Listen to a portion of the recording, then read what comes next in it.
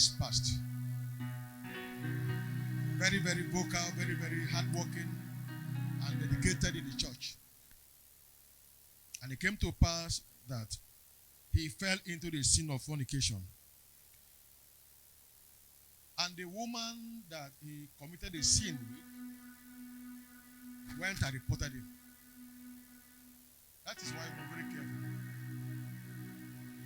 That person pressing you now has entered your eyes. It is the same person that will bring you out. It has been so all along. Brought him out. And in those days, punishment for such actions was very, very grievous. In fact, he was publicly put to shame. They put him to shame, gave him a seat at the back to be sitting down there, and he must be in all the services. And all the brethren will not relate with him. He was isolated in the midst of the brethren. And in the midst of that, he began to cry to God. He repented genuinely and made his way right with God and began to pray, spending days in fasting and prayer, crying to God, Lord, I need you. Help my life.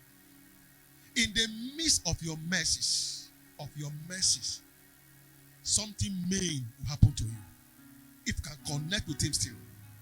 No matter how dirty it is, no matter how detestable it is, if only you can connect properly to the maker, to the I am that I am, it will bring something unique still out of your life and destiny for humanity.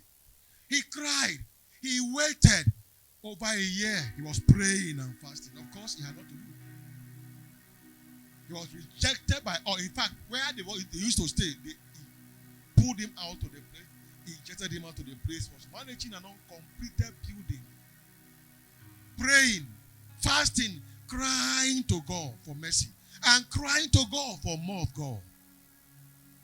As you are praying and trusting God to help your life, He is also building you up for His purpose.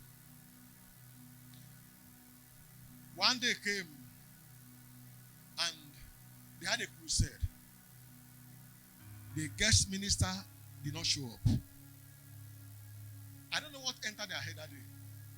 And when I made a mistake, I said, okay, you like this. They wanted to shame him. To put him to more shame. Knowing fully that I have been praying, fasting, and all manner of things. And they were all afraid to go to the altar and take the crusade on. Let's pull this one, this forgotten one, this rebellious child. And they put him, and he was shocked. He found himself on the altar there, not even knowing what to say. That was his first time of facing such a crowd of people.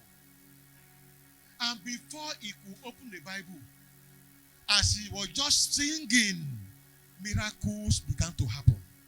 Child of God, if you can spend time in God's presence, that matter will die naturally. And it not only die, it will reinforce you and make you to become a notable figure to your generation. It doesn't matter who you are. You can be a young girl. You can be an old man.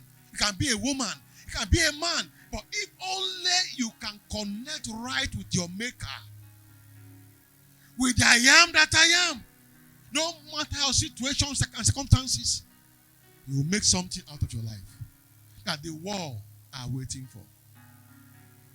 In fact, what is bothering you most, that you are looking for who to pray for you, there will be no need for it, because when you connect to him rightly, you will realize that personally he handles your matter and turn you to become a testimony to your world. That young man was Omakpai. Parents who came with their children, because the big man they invited was the notable one, miracle worker, but he didn't show up. So people came with high expectations, with all their maladies. Before they could say, they could attend to that one, he crying from there, hey, I am healed. I am healed. And people everywhere went awry. Everywhere became erupted with power. And he was just standing there. I'm amazed at what was happening. It wasn't about Omakpai. It was about the God he contacted. Please contact him. If only you can contact him, you will become what you never imagined you can become.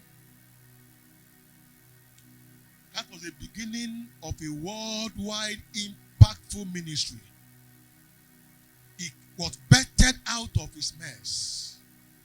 He came out of his rejection and isolation.